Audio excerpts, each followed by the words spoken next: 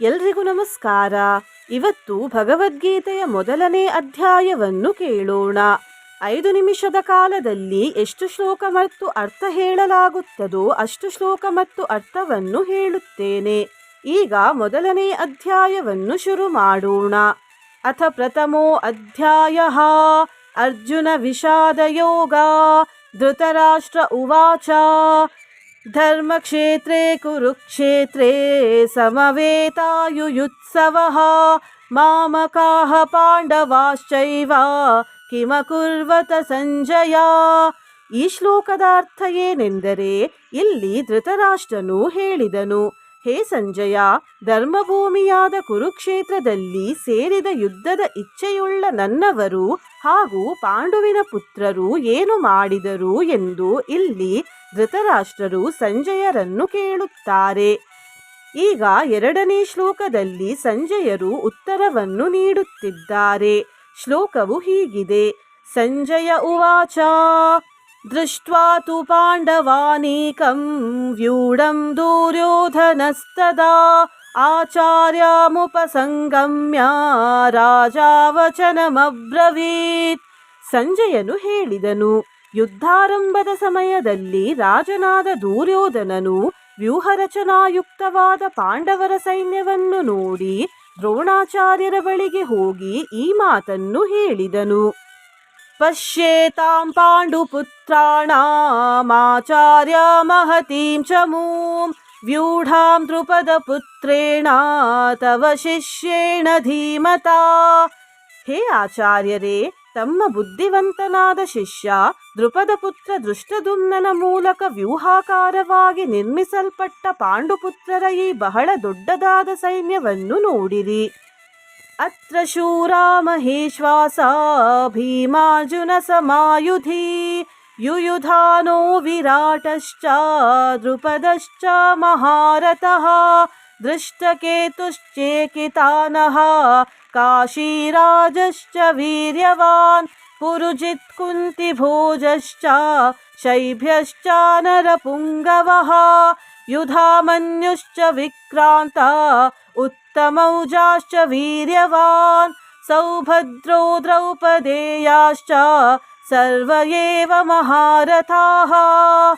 ಈ ಸೈನ್ಯದಲ್ಲಿ ದೊಡ್ಡ ದೊಡ್ಡ ಧನುಸ್ಸುಳ್ಳ ಹಾಗೂ ಯುದ್ಧದಲ್ಲಿ ಭೀಮಾರ್ಜುನರಿಗೆ ಸಮಾನರಾದ ಶೂರವೀರ ಸಾತ್ಯಕಿಯು, ವಿರಾಟನು, ಮಹಾರಥಿಯಾದ ದ್ರುಪದ ರಾಜನು, ದೃಷ್ಟಕೇತು ಮತ್ತು ಚೇಕಿತಾನನು ಹಾಗೂ ಬಲಶಾಲಿಯಾದ ಕಾಶಿರಾಜನು, ಪುರುಜಿತ್ತು, ಕುಂತಿಭೋಜನು, ಮನುಷ್ಯರಲ್ಲಿ ಶ್ರೇಷ್ಠನಾದ ಶೈಬ್ಯನು, ಪರಾಕ್ರಮಿಯಾದ ಯುಧಾಮನ್ಯುವು, ಬಲಶಾಲಿಯಾದ ಉತ್ತಮೌಜನು, ಸುಭದ್ರಾಪುತ್ರನಾದ ಅಭಿಮನ್ಯುವು ಹಾಗೂ ದ್ರೌಪದಿಯ 5 ಪುತ್ರರು ಇವರೆಲ್ಲರೂ ಮಹಾರಥಿಗಳಾಗಿದ್ದಾರೆ.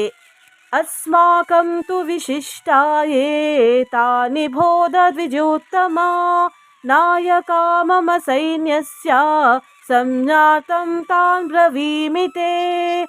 ಹೇ ಬ್ರಾಹ್ಮಣ ಶ್ರೇಷ್ಠರೇ, ನಮ್ಮ ಪಕ್ಷದಲ್ಲಿಯೂ ಕೂಡ ಯಾವ ಪ್ರಧಾನರಾದ ಯೋಧರಿದ್ದಾರೆಯೋ ಅವರನ್ನು ನೀವು ತಿಳಿದುಕೊಳ್ಳಿರಿ.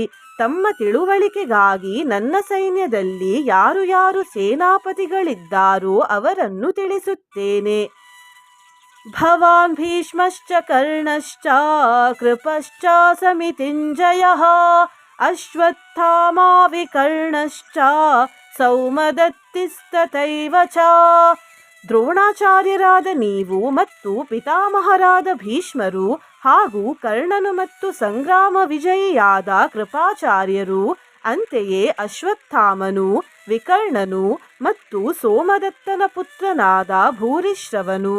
ಅನ್ಯೇ ಚ ಬಹವಃ ಶೂರಾ ಮಧರ್ತೆ ತ್ಯಕ್ತ ಜೀವಿತಾಃ ನಾನಾ ಶಸ್ತ್ರ ಪ್ರಹಾರಣಾಃ ಸರ್ವೇ ಯುದ್ಧ ವಿಶಾರದಾಃ. ಇನ್ನೂ ಕೂಡ ನನಗೋಸ್ಕರ ಜೀವನದ ಆಸೆಯನ್ನು ತ್ಯಾಗ ಮಾಡಿರುವ ಅನೇಕರಾದ ಶೂರವೀರರು ಅನೇಕ ಪ್ರಕಾರದ ಶಸ್ತ್ರಾಸ್ತ್ರಗಳಿಂದ ಸುಸಜ್ಜಿತರಾಗಿದ್ದಾರೆ ಮತ್ತು ಅವರೆಲ್ಲರೂ ಯುದ್ಧದಲ್ಲಿ ನಿಪುಣರಾಗಿದ್ದಾರೆ. 10ನೇ ಶ್ಲೋಕವು ಹೀಗಿದೆ. ಅಪರ್ಯಾಪ್ತಂ ತದಸ್ಮಾಕಂ ಬಲಂ ಭೀಷ್ಮಾಭಿರಕ್ಷಿತಂ पर्याप्तं त्विदमेतेषां बलं ಭೀಮಾಭಿರಕ್ಷಿತಂ. ಭೀಷ್ಮ ಪಿತಾಮಹರ ಮೂಲಕ ರಕ್ಷಿತವಾದ ನಮ್ಮ ಆ ಸೈನ್ಯವು ಅಪರಿಮಿತವಾಗಿದೆ, ಅರ್ಥಾತ್ ಎಲ್ಲ ಪ್ರಕಾರದಿಂದ ಅಜೇಯವಾಗಿದೆ. ಮತ್ತು ಭೀಮನಿಂದ ರಕ್ಷಿತವಾಗಿರುವ ಇವರುಗಳ ಈ ಸೈನ್ಯವು ಪರಿಮಿತ, ಅಂದರೆ ಗೆಲ್ಲಲು ಸುಗಮವಾಗಿದೆ ಎಂದು. ಉಳಿದ ಶ್ಲೋಕಗಳನ್ನು ನಾಳಿನ ವಿಡಿಯೋದಲ್ಲಿ ತಿಳಿದುಕೊಳ್ಳೋಣ. ನಿಮಗೆ ಈ ವಿಡಿಯೋದಲ್ಲಿ ಏನಾದರೂ ಬದಲಾವಣೆ ಬೇಕಾದರೆ ಕಮೆಂಟ್ ಮಾಡಿ ತಿಳಿಸಿ. ಕಮೆಂಟ್ ಬಾಕ್ಸಲ್ಲಿ ವಂದೇ ಕೃಷ್ಣಂ ಜಗದ್ಗುರುಂ ಎಂದು ಕೂಡ ಕಮೆಂಟ್ ಮಾಡಿ. ಮತ್ತೆ ಪುನಃ ನಾಳಿನ ವಿಡಿಯೋದಲ್ಲಿ ಸಿಗೋಣ. ಧನ್ಯವಾದ.